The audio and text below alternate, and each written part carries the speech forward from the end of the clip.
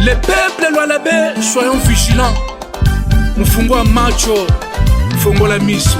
Avec la fille aînée de l'Union sacrée, Fifi Masuka Saini Béton. Et suit la vision du chef de l'État, Félix Antoine Tshisekedi Tshilombo Béton. Vive, vive, vive Fifi Masuka, le bon choix de Lualaba. C'est Fifi Masuka, la bâtissesse de Lualaba. C'est Fifi Masuka, la voyante.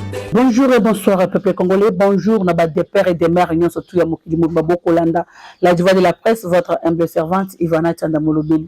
Bokolanda émission congolais solo partout dans le monde, eza émission oyo memela kabino basango na mayema koleka na mboka na biso Congo, eza émission oyo memela kabino basango na mayema koleka awa na province ya Lualaba oyo ezali dirigé na mama gouverneur Fifi Masuka Saini. En tout cas, esengeza mingi ya ko retrouver bino journée ya lelo poto beta masolo ya retour ya gouverneur Fifi Masuka Saini à la province ya Lualaba. Ndenge so boyebi ke azaki parmi ba gouverneur oyo bazaki na African Mining Indaba pour l'Afrique du Sud. Donc boyebi makambo elekana kikuna parce que tobetela kibino yango petro déjà awa bolanda ki yango na ba télévision et belé komona ndenge milulu yango se passaki et puis na ndenge chef de l'état azaki wana présent pour na ko diriger pe milulu yango et puis maman gouverneur Fifi Masuka Saini azanga ki pe moyen ya ko sala conférence na été pour na ko sala pe promotion ya besoin ou bien ba richesse oyo na province na ye. Donc après nyonso wana lobby ezaki journée ya retour na ye wazonga ki na kati province. Donc tokoyo kana ba propos ya gouverneur Fifi Masuka Saini ameka ko betela biso ndenge elekaki kuna na Afrique du Sud et puis tozonde la bino poto commenter moi muke. Merci beaucoup. Tout d'abord, comme vous le savez, il y a eu une grande participation du chef de l'État qui s'est exprimé et nous avons compris qu'il a annoncé tout haut que les terres minières de la République sont encore en réserve. Aujourd'hui, 19% seulement des terres minérales sont exploitées. Il a lancé un appel à tous les investisseurs qu'il y a encore beaucoup à faire et que la RDC était une terre fréquentable. Il n'a pas aussi oublié de pouvoir dénoncer encore une fois l'agression que subit la RDC tout en pointant encore celui qui nous agresse, c'est-à-dire le Rwanda.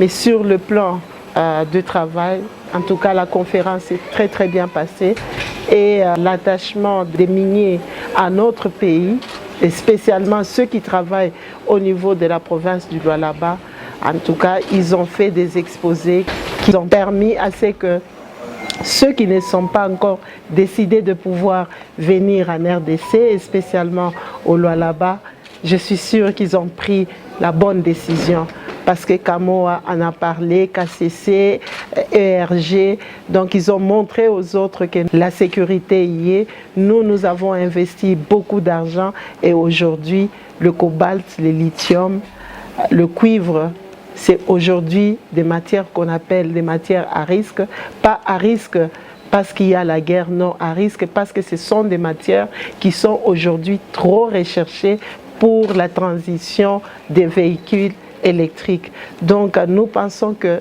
les chefs de l'État continuent à faire des démarches et nous avons aussi fait des démarches par rapport à notre province afin que nous puissions avoir, pourquoi pas, l'installation de l'usine de batterie au Lualaba. Donc les démarches, nous les continuons, nous pouvons nous sentir aujourd'hui fiers de se dire que nous avons été bénis par notre Dieu qui nous a donné beaucoup de minéraux recherchés aujourd'hui et que nous devons en tirer profit, que ce soit des business gagnant-gagnant. Nous avons invité ceux qui sont encore en train de douter de pouvoir acheter les minéraux venant des artisanaux car c'est un minerai que nous sommes en train de tout faire pour rendre vraiment acceptable.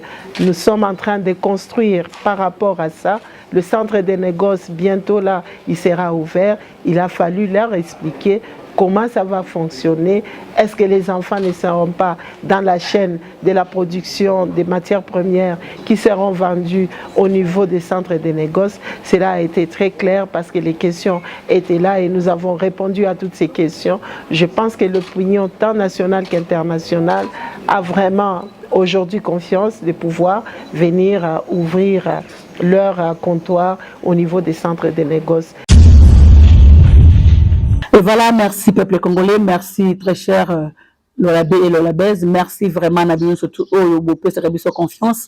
Wana Ezaki Bongo, ba propos et maman gouverneur Fifi Masuka Saini, Atali Sibiso, Mobembo Angondenge et c'est pas ça qui, Atali Sibiso, Maye Oye, le Kanaki Kuna, Atali Sibiso Ndenge Mokonzamboka, Azanga Kite, ko telemela pe ko tanga kombo ya bandiko na biso ba Rwandais oyo baza toujours ko agresser mboka na biso Congo oyo koma lokola nzembo mokonza mboka mama gouverneur atalisi biso tina nini oyo ye azaki wana et surtout eloko nini asalaki pe oyo asalaki te donc ya mutu ya ezalaki ya koyeba keno mama gouverneur asalaki effort ya ko vendre image ou bien ko la promotion ya province na inde na Koloba pona ba investisseur oyo nanu bazui likanisia koya ko investir a na province oyo la bate ba yeba ke soki bakoya bakozala vraiment ba bienvenue a na province parce que tozali na solo tozali na ba richesse tozana ba minéraux a na province ya lolaba donc tozana posa ya ba investisseur ba ya ko investir lokola mokonza mboka sa fongoli ya lobino tozana posa ba marché gagnant yo investisseur oye osali ba activité na yo province est bénéficiée, Congo est bénéficié, et puis Yomoko peut au bénéficier. Donc, ils ont soutenu Congo ya kala, ils ont paya bakoya, bako dondo bako zo richesse na biso bake nango, mais Congo zo tikala pauvre, mais ba province aux aba minéraux zo tikala pauvre. C'est pourquoi boyo ki mama gouverneur atali sibiso na mulai pe na mukuse maenyo surtout elekana kikuna. On a cochité tozo informé na bandeko nyonso tout oyo bokolanda biso na maima koleka na commune ya Manika boyo bake dirigeant ya commune ya Manika le bourgmestre Thierry Mujinga Sambumba aza kovanda na bureau te ndenge ye moko a annonça ki yango na moment ya notification na ye alobaki ke ba nommer biso poto kende kovanda na ba bureau te kasi poto sala musala. C'est pourquoi bozo mona ba descente eza ko salema donc batanyo surtout azozala sur terrain wana eza ki tour ya samedi tieleka bomona ki ndenge to partager déjà ba vidéo mais to lobela ki yangote c'est pourquoi tozo na to insister to yebisa bino ke donc province ya lolaba ezaki na posa ya bato oyo bakosunga gouverneur tozaki na posa ya bato oyo bakosunga ba dirigeant na biso ya province donc bakonzi na biso bazaki na posa ya bato oyo bakomemisa bango charge wana lelo tozomona ke bakomomemisa mama gouverneur Fifi Masuka charge bakomemisa ye pa maire de la ville na ba bourgmestre dans la compte ya commune ya Manika tozopesa ba félicitations na monsieur le bourgmestre Thierry Mujinga Sambumba parce que tozo mona ke aza parmi bato oyo bazokota na vision ya chef de l'état aza parmi bato oyo baza komemisa gouverneur Fifi Masuka Saini ndenge bozo mona na ba image koleka kuna ezaki bongo lancement ya assainissement bako lancer assainissement na ba coin nyonso bomona ki tour à liboso ezaki ko évacuer ba poubelle et lelo sikoyo maire de la ville ensemble na ba bourgmestre na ye akotambola la bango surtout na cité oyo eza zando na bango ya munene place babosoto nyonso esala maka place boyebi ke soki bato bazoteka babwakaka basalite kaka wana même baye oyo bavandi pe na commune ya Manika balingaka kokende kotia bapoubele mosika te babwakaka toujours na liboso ya bandako. C'est pourquoi bozomona bourgmestre ambiance wana bozomona entre bourgmestre na maire de la ville et puis na population ya Manika eza pona kolamusa milimo ou bien kolamusa esprit ya bato conscience ya bato kolakisa bango ke salite eza malade salite eza malamu te. Raton à main, les bourgmestres de Manika ratissent les pleins milliers du marché central d'Ekolozi. Thierry Mujinga Sambumba préfère agir que promettre. Par ses gestes plus éloquents, le numéro 1 de la municipalité de Manika lance une vaste campagne de travaux communautaires dans des lieux de négoce. La cérémonie de ce week-end, patronnée par les maires d'Ekolozi, Jacques Masengo Kindele, a recélé une foule innombrable de marchands. Ces marchands ont décidé d'accompagner les bourgmestres de Manika. Sous l'assistance de Thierry Mujinga Sambumba, la nouvelle s'attaque à une montéquille du Mondis. Désormais, les travaux communautaires en milieu des négoces vont reprendre leur force d'antan. En ce samedi, tous les marchands ont voulu écouter les maires de la ville. Avant qu'ils ne prennent la parole, Jacques Masengo Kindele a été introduit de la plus belle manière par les bourgmestres de Manika. Devant cet engouement, Thierry Sambumba et les vendeurs parlent les mêmes langages.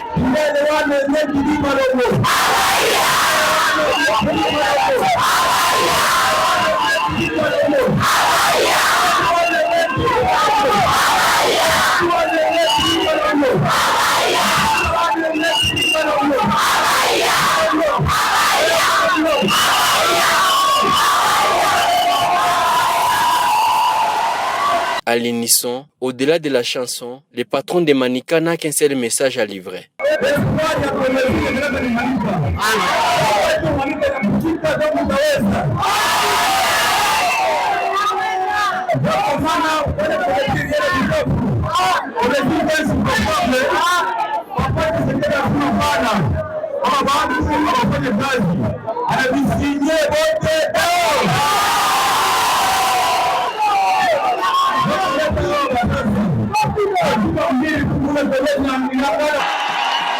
Après le lancement des travaux communautaires, la population a montré son attachement au nouveau patron de Manika. Thierry Mujinga Sambumba a rejoint son cabinet de travail sous l'accompagnement des marchands.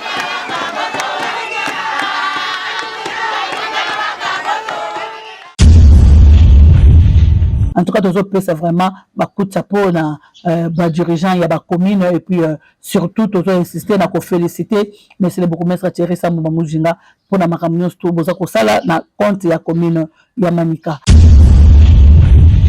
Na clôturer pour na ko informer na bande ko na biso parce que bino nyonso tout bolanda ka internet, bolanda ka réseaux sociaux, bolanda ki actualité oyo bande kuna biso ba communicateur o bakota na chômage bakoma ko créer ba actualité na bango tout ça pour na ko luka ko diaboliser ba konzi o baza ko diriger province là-bas ndenge bolandaki na ba réseaux sociaux ba ko yebisa biso que non route du lolo eza isusute nzela eza isusute moyen batu balongwa du lolo batu balongwa sandowa batu balongwa kasaji batu balongwa mutacha ba ya awa na kolezi eza te parce que nzela eza mabe bakendaki bazweli biso ba image ba mabulu ba place oyo ba mai etelemi soki mbula ebeti batieli biso na ba réseaux sociaux mpona kolakisa bino ke non gouvernement provincial ezosala eloko te. C'est pourquoi bozomona ba potopoto wana bamituka moyen ekota na ba marchandise eza te.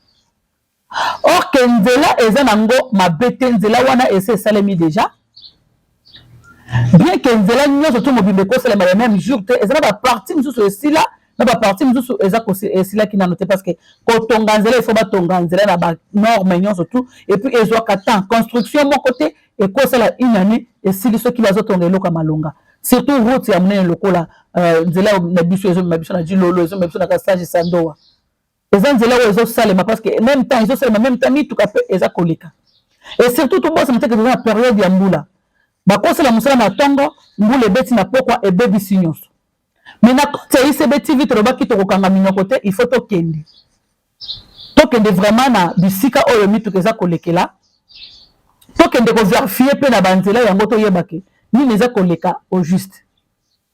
Or que gouvernement provincial essaie tindaki déjà mituka ya misala po ete bakende kotala place wana potopoto esalaki place wana bamituka edindaki ou bien potopoto ezaki okale bamituka po eleka mituka ezaki kosouffrir place wana. Gouvernement provincial lokola azaka toujours proche ya population bayokaki déjà kolela la population pe batindaki déjà baentreprise oka kosala biso mosala na rapidité nyonso tout de façon que bobongisa place wana bamituka wana oyo ezaki kale emona moyen ya kokotisa bamarchandise awa na kolwezi. C'est pourquoi tu se déplaces qui vraiment équipe ya ICB TV Tokitaki bongo nakamoa et pas wapi péage ezalaka donc dernier péage o ezako edemi tukapo ekota na kolezi tozala kiwana et puis tomeka ki kotuna bande kuna biso o to kuti mituka ezako kota en désordre mituka nyonso o ezaki na nzela ba marchandise et kota ki parce que nzela yango basali yango na rapidité nyonso pe misala esili en tout cas to la na ba image wana et puis tokoyoka pe ndenge tomeka ki kosolola na directeur ya cabinet ya gouvernance Fimasuka Saini le professeur John Toka parce que azaki parmi batu oyo bazaki na province na moment gouverneur azaki libanda yende atindaki na rapidité nyonso ke bakende ko résoudre problème wana de façon que population bazo kimia et puis mituka wana ekoka kota ba marchandise na rapidité nyonso tout azaki malobate liboso ya micro ya ICB TV yepe atalisaki biso mayemaleka kipona solution ya nzela wana ya dilolo kasaji sandoa toyoka nanu et puis totala ndenge mituka ngo eza kokota na kimia bongo tozongela bino poto clôturer émission. Merci beaucoup.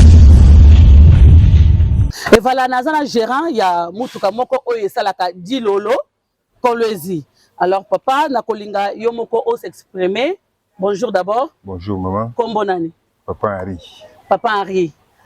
outi di lolo ko la kisabon outi di lolo donc beka soki ko la kisabiso vraiment parce que biso to sisa ka bato atembe to lingaka vraiment bato ba reconnaître musala gouvernement masuka eza ko sala donc outi di lolo to yebi ke bozaki na difficulté ya nzela est-ce que ba résoudre problème parce que to kotimino awa na kamoa ba résoudre problème na biso pa ya gouvernorat eza difficulté moke eza ke nzela nyonso eza mabe te eza mwa section moke des ebebaki quand même tango tobelelaki bakonzi baye basilisi ba makambo nyonso bakonzi bayoki kolela na bayoki kolela na biso problème esili bondo boza boye na péage awa bozo kota directement Kolwezi bozo kota Kolwezi quand même tozo pesa bango merci o bayoki kolela na biso bayoki pesa solution. Merci pour l'opportunité que vous m'accordez. Je crois que vous avez été dans notre délégation hier jusqu'au niveau où nous sommes arrêtés sur la route du Lolo.